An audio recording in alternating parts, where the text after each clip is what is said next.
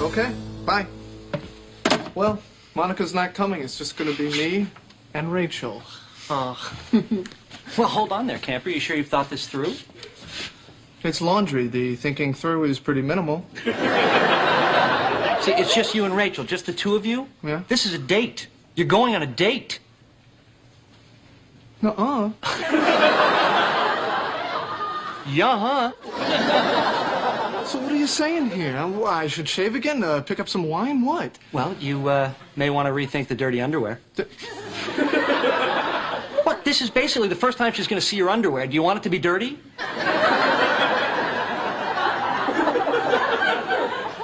No.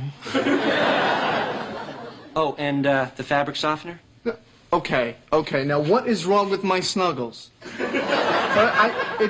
What? It says I'm a sensitive, warm kind of guy, you know, like a little fuzzy bear. All right, I can pick something else up on the way. There you go.